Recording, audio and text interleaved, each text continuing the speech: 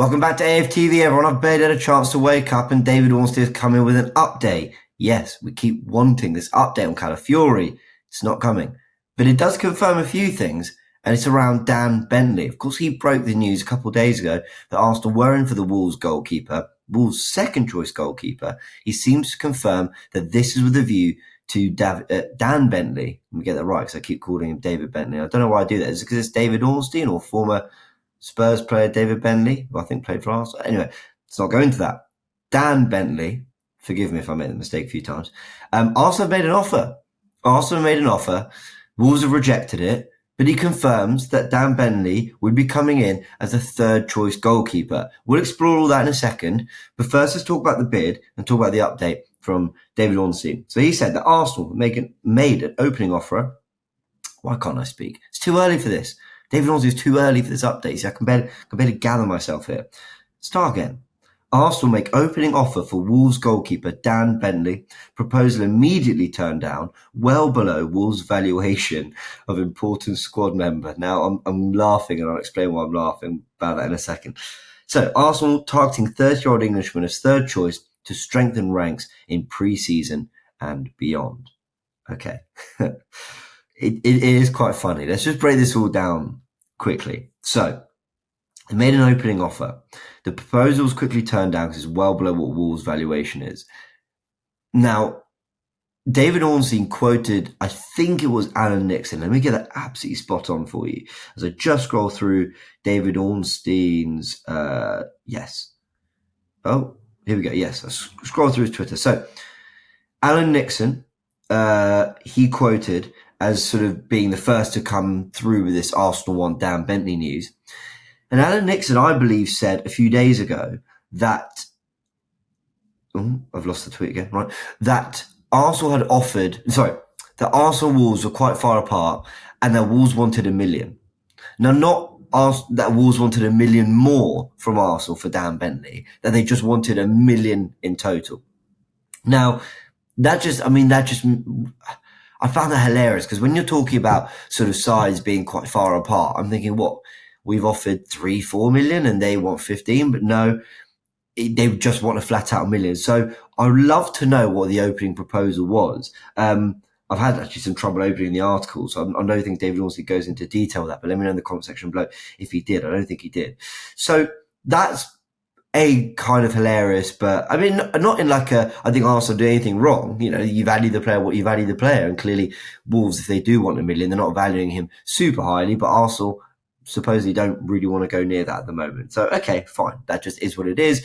Let's see if eventually they get to the figure that Wolves want to, even though, you know, in the world of transfer fees that we're so used to, $1 million doesn't sound like anything excessive whatsoever. But like I said, every player has its value and clubs will go to a certain amount with each one. So, that's the first bit. That's been rejected by Wolves. Let's see if Arsenal come back to, you know, something nearer to what Wolves want. And apparently it's because Wolves also do need to sort of get a backup in if they are to sell him. Arsenal are targeting a 30-year-old Englishman as third choice to strengthen ranks in pre-season and beyond. Now, the second part of this I want to talk about is that bit. I was talking about this a couple of days ago when this first bid came out from David, when this news of the approach from David Ornstein had come through. And I thought, what's the move here from Arsenal? Are they trying to get him in as a backup so that they are ready for Aaron Ramsdale's potential departure? Or does this coincide more with the new contract for Karl Hein that was essentially, I can't remember if the report said this, I think essentially the contract was agreed to from Karl with the view to being loaned out and actually getting some first team minutes somewhere else and maybe progressing to a point where he could be number one or number two for Arsenal. At the moment, he's just been the third choice in the squad. So we've got this situation where there's been much more development on the Karl Hein stuff, who is the number 3, far more than there is on Aaron Ramsdale stuff, who's the number 2. So when David Ornstein gets news like this and he's reporting it, you feel like something's about to pick up and get moving. So my feeling is that, well, my feeling has always been, though it never really made too much sense from a Dan Bentley perspective, that he was sort of going to come in as a number 3. The reporting also covered things like his what's the word? his character, kind of the way he is, 30-year-old, all that. 30 is not old, by the way. Like, goalkeepers paid to 37. So I think a lot of people saw this as like our potential Scott Carson, which I think that is looking like that now. But for how long? I mean, is Dan Bentley going to want to be a number 3, for years and years? Maybe it's a chance to work with Iñaki Canyon. Maybe it's a chance to go back to Arsenal. Maybe he's thinking, look, I'll prove I'm better than a number 3 and I'll come in and become number 2. I don't know. I mean, I don't know from his perspective what he's thinking about it. But I'm surprised that we're clearly making bids because we feel like we can get the guy, not just from Wolves, but that he'd want to join. So I'm sort of surprised, if I'm honest, in a positive way. I mean, that was more. My prediction was that, having seen the news a couple of days ago, that we were angling for him as more of a third choice because of the situation with the other goalkeepers and how far advanced their situations were. But I just wasn't sure if that made a lot of sense for him. But if it does, then I think this is really shrewd from Arsenal. You're getting like a good goalkeeper who is at a good age, has worked with our goalkeeping coach before, played a lot of championship football, was at Brentford and now has been at Wolves as a number 2. I actually saw a comp, believe it or not. I mean, Arsenal fans will find anything, right? There was a comp of his performance against Arsenal at the Emirates, and he sprayed a few passes. Like, he looked all right. But look, how good a goalkeeper he is, I don't know. Point is, if his character is really good, he's worked with our goalkeeper coach and he's willing to do it, there's a third choice for £1 million or less. That seems like pretty smart business from Arsenal, especially as you probably want a homegrown player in that role in the squad. So yeah, that's the news. David Ornstein, Arsenal made an opening offer, but it's been turned down immediately. They see him as a third choice. Don't also put it beyond Arsenal to have it go out in the media that he's very much in as a third choice. And then maybe if things develop, they're happy to just have him as the second choice. Just don't be surprised if it's like let's get this out now in the media to make it more stomachable for Arsenal fans. Because look, I'm not that precious about who our number 2 is, but I would hope it's someone that they're pretty, Matt Turner was nearly a £10 million signing, I think.